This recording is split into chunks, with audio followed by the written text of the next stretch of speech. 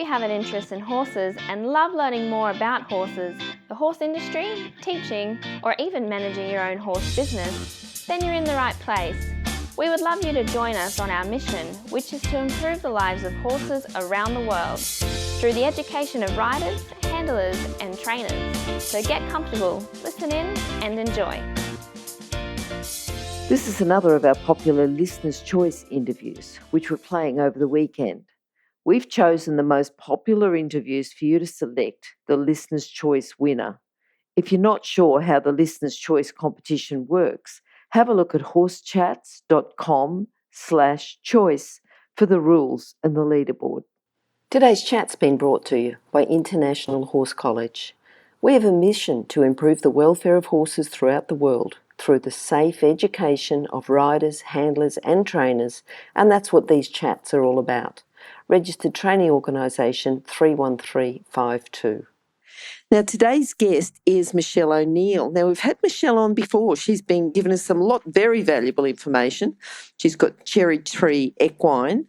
In number 217, she came on. She talked to us quite a lot about what she was doing. And then 297, she came back and talked about the ideal horse. Now, as a carry-on from that, the ideal horse, she's also now got the tips to prepare for trail. Now, we've already got the ideal horse, so it's like we feel like saddling up and get going. Now, how are you today, Michelle? I'm very well, thank you, Glenys. Yourself? Yeah, really good to have you back again, Michelle. It's been good to talk to you. Thanks for having me. Oh, that's okay. Great information. We've got to keep getting you back. Thank you.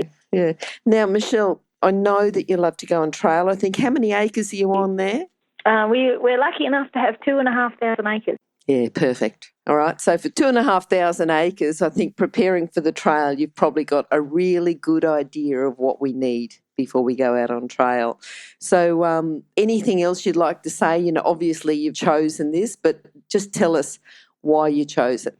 The reason why I've chosen this topic, Glenys, is because we do run here, we run what we call clinics on the trail where we take people out and Yep. we show them, how to train their horses away from the arena. And honestly, it's the stuff I do with my young horses every day. Yep. And people sometimes take it a bit lightly. And we've had horses come that have never really been out. And it's quite amazing. It's a specialty area, isn't it? It really is. Yeah. Definitely. Years ago, a friend of mine said, any horse can trail ride. But I've seen over the years where a lot of horses can't, especially these days, Glenys, things have changed. Like here, we breed our own horses, so they grow up crossing creeks and rivers and going in dams and stepping over logs. But these days, a lot of horses that come out to places like this, they've never seen things like that. And I had a horse here once, a thoroughbred horse that someone sent me. It never crossed a creek. Yep. So the first time it came to a creek, it was like, wow, what's this? And so, things have changed. We can't take for granted. And horses being prey animals, naturally claustrophobic. Yep. And when you get them in timbered country where they can't see very well, some horses will panic. Yes. I can remember having a thoroughbred off the track who was bred on, one of the big thoroughbred properties, which is post and rail fences and short mown grass and everything else. And he'd been a racehorse. And he was fine working in the area where it was short, the grass was short. I took him through some grass and it was like, be over knee high, and it was close to a creek. I wasn't asking him to go across the creek, but to take him through the grass. Poor guy was shaking. He just hadn't had anything around his legs like that before, just because of the way he'd been brought up. Yeah, and that's the thing. We mollycoddle our horses, and there's so much money tied up in horses. Like I'm not having go on anyone for that. There's reasons for that. There's so much money tied up in breeding horses that so many of them are not exposed to things until they're understand. Like you say, X-race horses.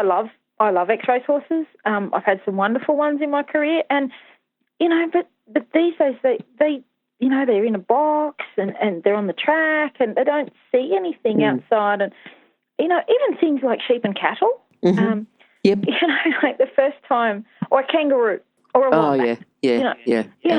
All those things that horses are just never exposed to anymore. And unfortunately what happens is people forget that, or they take it for granted, and they go out on a trail, and then one of these things jumps out at them, and suddenly they're not having so much fun anymore. And blame it on the horse instead of just not having the right preparation. Exactly. Okay, so your first tip is to be prepared for surprises. What have you got to say to prepare for that? And I cannot stress enough how much you can prepare for surprises by doing groundwork. Yep. You know, the more groundwork you do, the safer for you and the horse. You know, and it's exposing your horse to just ordinary scary things, you know, like plastic bags and logs and tires and things like that, and getting your horse to work around them on the ground to where he's comfortable with that. And what you're actually doing is building his confidence in what's going on around him, and you're building his confidence in you. He learns to understand that you are going to keep him safe from these sort of very scary things that may pop out. And the great thing about groundwork, I mean, as you know, Glenys, is you get on an animal, or get on a horse. It's a 500-600 kilo animal. And they do have their own mind, and unfortunately, you know, if they're scared of something, we're really physically not strong enough to stop them. Yes.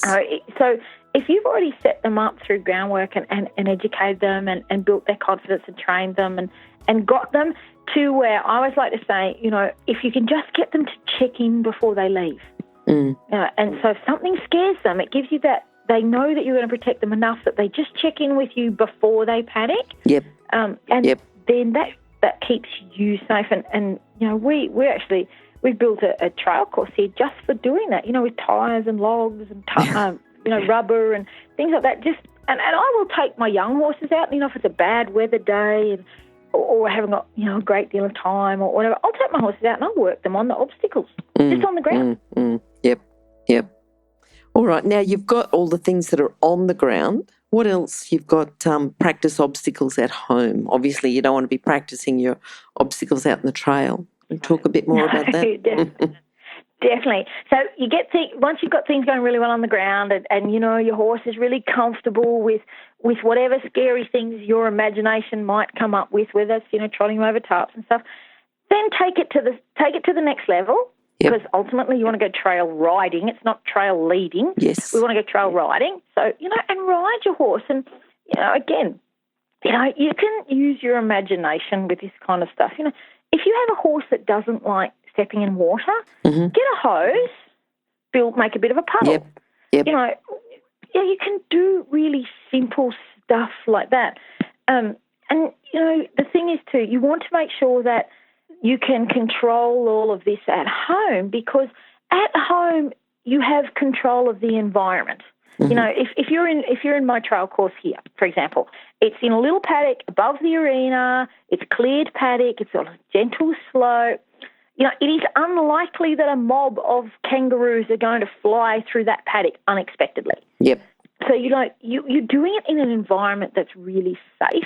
And by starting in that safe environment, you're building both your confidence and your horse's confidence in those scary obstacles that he's going to have to deal with when he gets outside. Yeah. All right, now another thing that you've got that I think is very important, particularly if your rider's a little bit timid and a bit reluctant to go outside, is do your brakes work? And how often do we see, Glenys, when something goes wrong, the brakes fail, okay?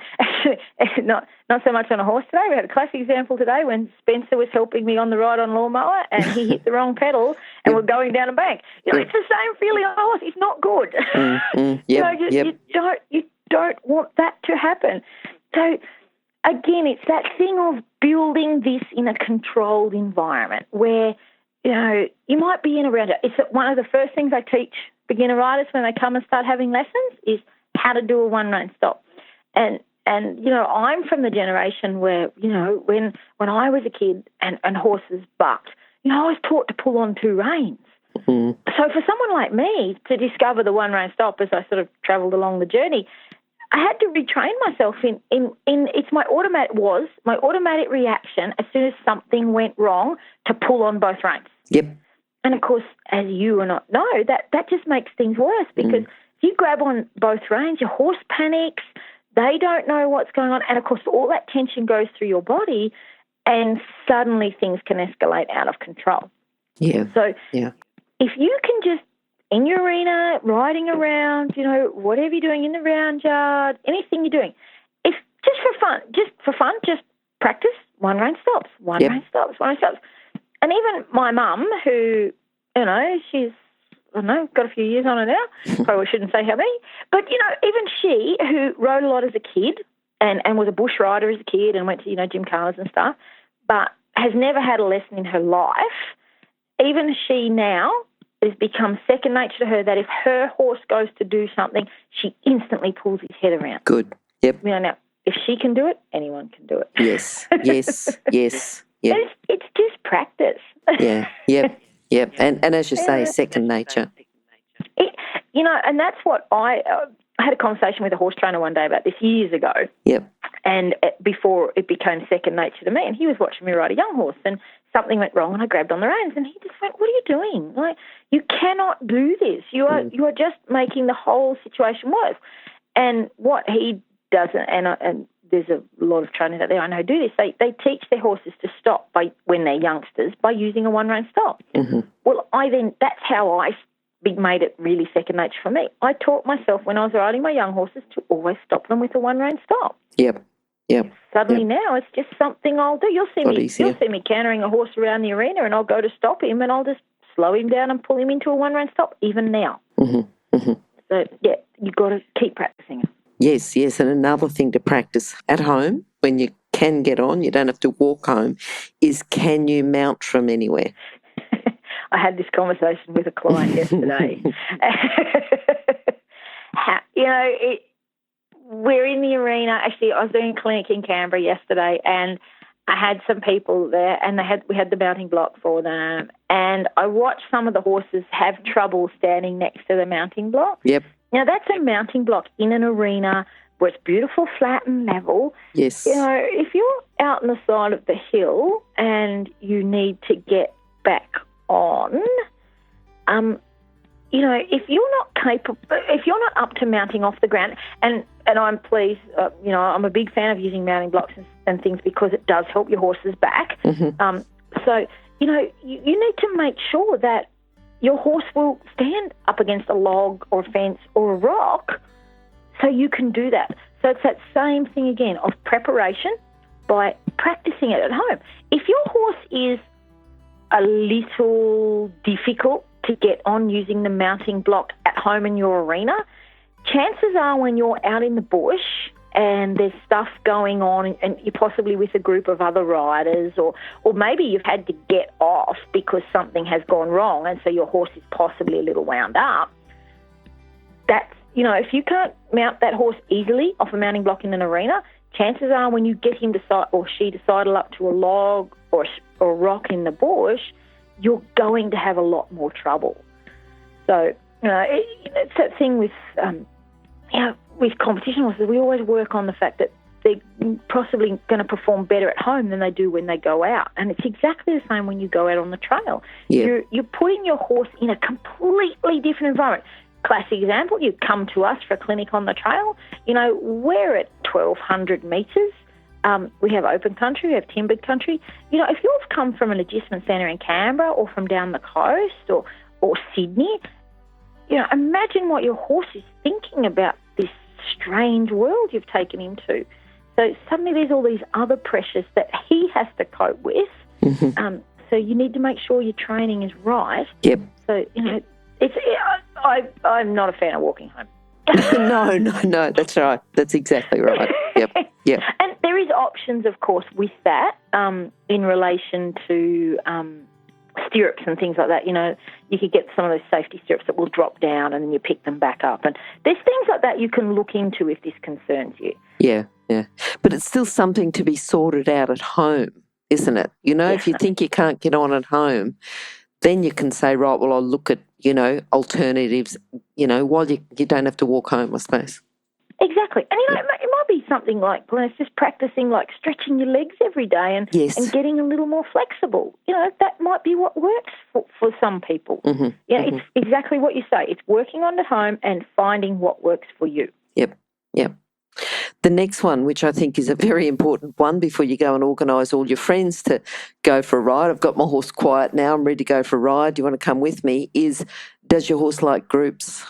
Yes. How often do we see horses that have ridden really well on their own and then they go out in a group situation and there's other horses and there's lots of movement, and remembering, these animals, they've got 70,000 years of evolution that tells them to run away from scary stuff, and suddenly you put them in an environment where they can't see and there's horses in front or horses behind, and you have no control over those other horses and those other riders. So if you're planning to go on some of those fantastic trail rides that are, charity trail rides and stuff where there's big numbers of horses, you really need to make sure that your horse is comfortable in groups before you do that. And, of course, it's about, making sure that the people that you do that with also will support you. And you might have a fantastic group of friends. So, you might go for a small trail ride. Maybe just start with a couple of them. And then, if that goes well, you might go out with a few more of them. Now, there is no prizes for being able to take your horse on his first trail ride and go with 100 other people. There's no ribbons in this event. So, you may as well make yourself and keep yourself safe and your horse safe by just thinking about, what the situation is that you're heading out on. Yes. So people who are riding with you who understand what your horse needs, understand what you need, understand what your horse needs, and are prepared to do what they need to help you and your horse go out for your first trail ride. Yeah, that's right. And I'm not saying, Glenys, that, horses, don't take to trail riding like ducks to water. I'm not saying that, you might have a great horse and you could go on one of those huge charity trail rides and he never puts a foot wrong.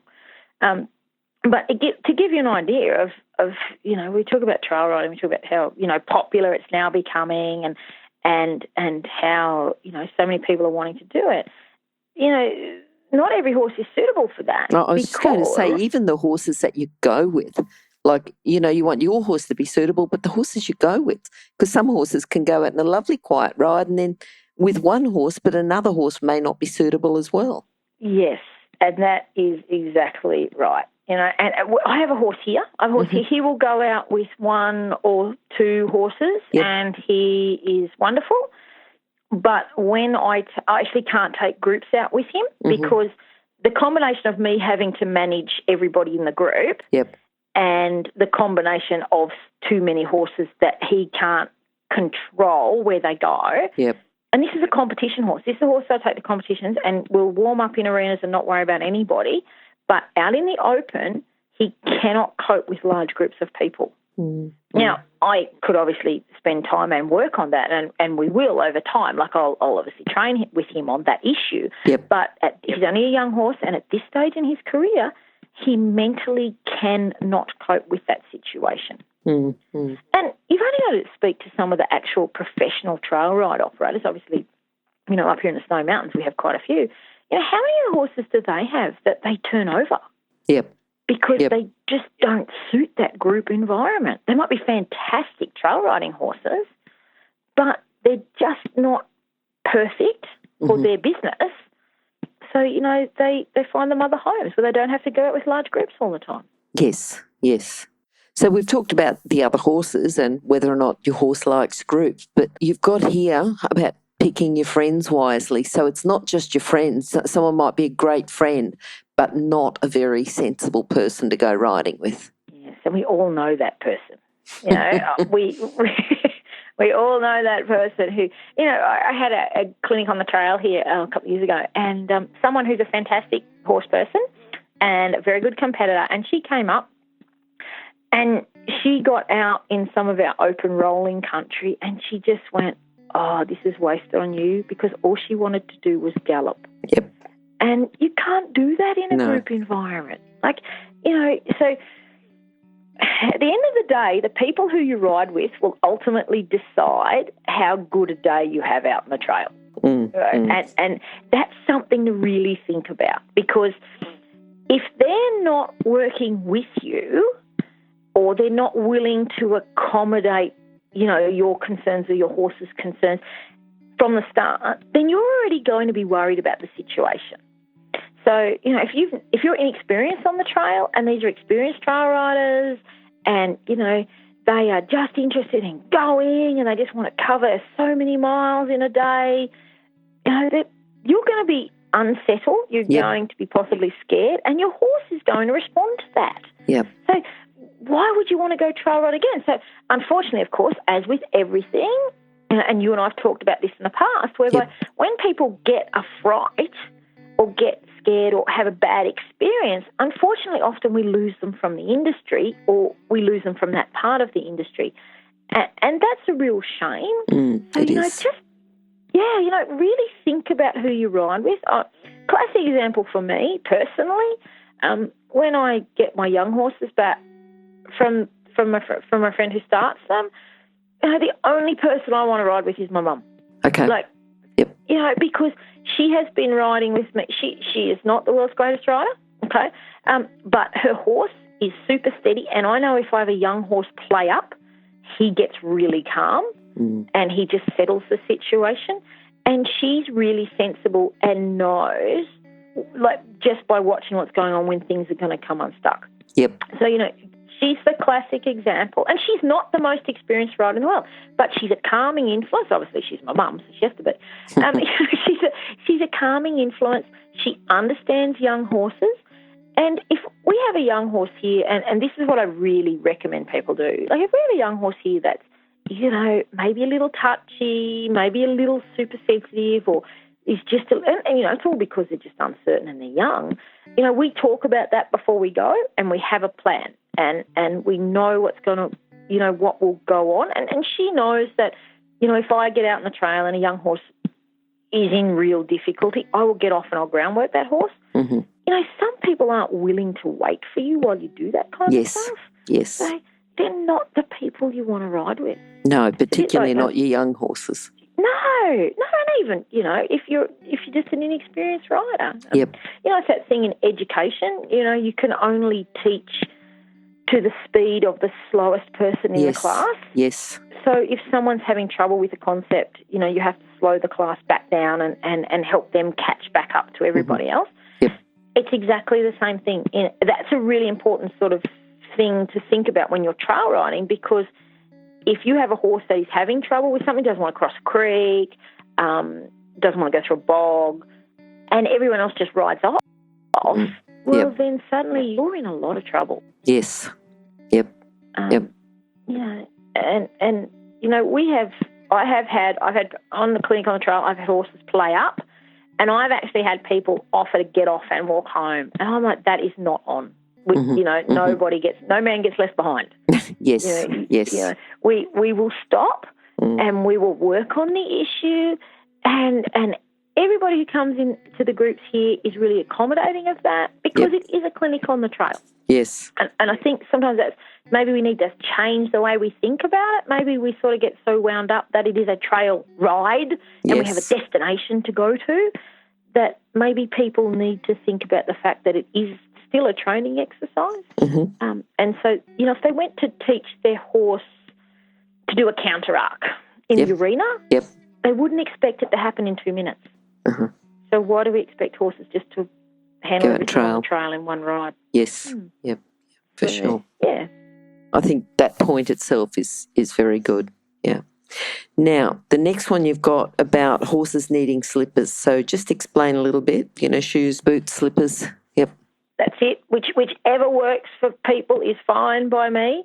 But the point is that there's no point going for a trail ride, especially if you're going for a reasonably big trail ride. This is no matter what your level of experience. If you're going for a trail ride and your horse goes footsore, that's the most disappointing thing for you, because it was so easily prevented before you left home. Yep. You just have to make that decision. If you're into barefoot, and your horse might have really naturally hard feet and doesn't need boots or anything, but it's possibly just worth checking what the sort of country's like you're going to be riding on. And I often have people ask me, before they come, they'll be like, what's the ground like? And I'll be like, it's mostly, soft, but there is a few rocky bits. So you can be prepared for that. And, then you're going to have, again, a more enjoyable ride. Yep. And everyone's going to have, it just, you don't want to why create a soundness issue in a horse that you could have prevented? Yes, for sure. If you're an equestrian coach or a horse riding instructor, or even if you aspire to be one, have a look at the free video series for horse riding instructors on the Horse Chats website. Go there now, have a look, horsechats.com. And you've got the shoes, boots, slippers, but the other equipment. Yes. Yes, making sure it's functional and safe. Like, how often do people just not check stuff? Classic example in like Western type bridles is a lot of those cheaper Western bridles, and some good ones too, but they use Chicago screws to like attach the bit. Yeah. Yep. And most people put the bit on, screw those in, and they never think about it again. And would you believe we had a clinic on here a couple of weeks ago, and 2 people had Chicago screws come out of their gear. Wow. Whilst we're doing a 2-day clinic. Yep. And that is something that's fixed really simply with, you don't even need Loctite is fantastic, obviously, but nail polish will do that. Just put the nail polish on. So, but it's little things like that. And something that gets me is when people don't clean their gear and then it rubs their horse. Yep. And, things like gers and boots. I'm not a big fan of using horse boots when you're out in the trail, just because they create a whole range of other issues as far as, like, legs heating up and stuff. But, if you don't wash your girth every so often, then you go for a big trail ride. And saddle fit. You go, when you're out in the trail, it's not like on an arena, you're going up and down hills. Yep. So if your saddle doesn't fit on an arena, when you start going up and down, it's going to be sliding all over the place and pushing into your horse's shoulders and really making them uncomfortable. And, of course, then we've all seen that thing where the pony trots down the hill, the saddle jams into the back of his shoulder blades, and so he bucks. Yes. Well, you can't really blame the horse. He's got, 10 kilos of saddle, 60 kilos of rider, and it all jams into his shoulder blade going down a hill. So again, it's common sense with all your riding, really, like just making sure that all your equipment is safe, that it's clean, that it's functional, that it does the job. But it just, again, because we tend to take trail riding as just that thing we do, sometimes we pass over that. Yeah. I think when you say it's common sense, but this is just a checklist to go through to say, have I thought about everything? Yeah, exactly. That's right. There is a piece of equipment that I'm a bit of a fan of that I don't see used a whole heap in Australia, and that's a Makati. And for anyone who has ever used one or has seen one, the concept, is that you have your rein, but then you have another part of a rope which goes through your belt. And if you have to get off for any reason, you can, to groundwork your horse, whatever, you've actually got a groundwork rope right there ready to go. It's a bit of a, sort of a vaquero type thing, a very American thing. Of course, the other thing is if you have it tucked into your belt and you fall off, then you actually still have some contact with your horse, which is also a good thing. The mistake I see made with the Makatis is people tie them off on the saddle horn. And if you tie it off on the saddle horn, you may as well just have a normal set of reins. It doesn't really make much difference. Yeah. So, that could be just something that people could use that could make their ride a little bit more enjoyable. Okay. Now, making a plan. That's your next tip? Yeah. So, it's that principle of basic safety. Where are you going? Who are you going with, and for how long are you going? Yes. And you have to make sure you tell the right people this information. A bit like for me, because I'm at home riding on my own all the time. I could tell Warren that I would be back in the house at lunchtime, and I'd ring him at work when I got back in the house. And he might remember that at about 6 o'clock at night. So he's not a great one to tell. I've learnt that over the years. Yeah. So, you need to make sure that the person who knows where you are is actually at some stage going to come looking for you. Yes. So So, and if you're going on a ride from, say, point A to point B, or even if you're, driving to your campsite or whatever, if you can, ring and let people know where you are. Yeah. Just let them know that you're safe. And if you get into that habit, then it becomes just second nature to do it, again, a bit like the one-way style. And it's just one more thing that you've got in place that's going to keep you safe. I think the big thing is not just making a plan, it's letting people know. Letting people know, and it's just a quick call. Just a quick call when you leave, quick call when you get back, and you're right. Yeah. Yeah, we have a process here where I make a phone call every morning before I leave the house, and I make a phone call at lunch when I get home. Yep. And then, someone rings me at night. It's that, just so that, somebody knows that I am still kicking around the joint. Yep. Now, the last point that we've got is, because we want to think that riding is the safest sport in the world, and we want to think that trail riding is the safest way to do it. But what if? What can we do to prevent those what-if situations? That's it. It's that, you always, prepare for the worst, hope for the best and prepare for the worst. Yes. If you prepare, we always say around here, if you prepare for this sort of stuff, it will never happen. The day you don't prepare for something to go wrong, that's when something will happen. So, it's checking things like, is there mobile reception where you're going? Classic. Here where we are, it's very, very patchy. And I know, there's a lot of places up the mountains are like that too, where people love to go trail riding. So if you can get a bit of an idea before you go, that will, it's just one way that you can either keep in contact with people or say to people, look, we don't have mobile reception, but, we'll ring you as we go into the park or whatever. And, if you don't have mobile reception where you're going, there are other options. You can carry an emergency beacon. There's a whole range of fantastic tools on the market, GPS devices and all the rest. And, we've got one here where I can literally send a text just to let whoever I want know that I'm okay. Yep. Or, it might be just checking in, or then it might be I've had an accident but I'm okay, and then it might be I've had an accident, I need help, and then there is, of course, yes. Then there's the one where you just hit the dial and, the helicopter comes. Sure. So, and the biggest mistake people make with all of these things, whether it's their mobile phone, whether it's an emergency beacon, they carry them on their horse. Yes. Now that's really that's handy. right.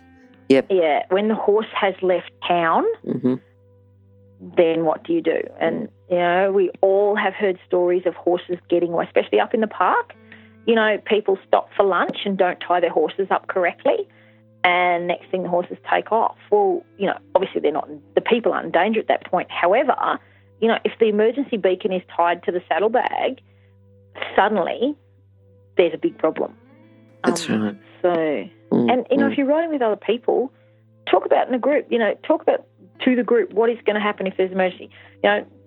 When we go out riding here, if I yell stop, everybody had better stop dead, because it probably means that something has gone wrong and I need them all to cease motion immediately. Yep. Little things like that can turn, take a small problem and keep it as a small problem. But if you haven't prepared for it, it can suddenly be a huge issue. And again, we want people to enjoy this sport. We want people to go out and enjoy their horses and enjoy the beautiful countryside that we live in. So, we want to make sure they're safe when we do that. And I think, all the tips that you've given us today, Michelle, they're good for any discipline. And logical steps, start with your groundwork, start with a controlled environment, take the steps through, do your brakes work. I mean, these are things that people can try no matter what they're doing. But basically what we want to do is have an enjoyable ride, enjoy our horses, have an enjoyable ride. And if people aren't really sure and would like to go out trail riding, but just need to be put through a few steps and be in a controlled environment, what's the best way to contact you? They can contact me either through my website, Cherry Tree Equine, yes. Or we also have a Facebook page, and I know you'll have all my other contact details. We do.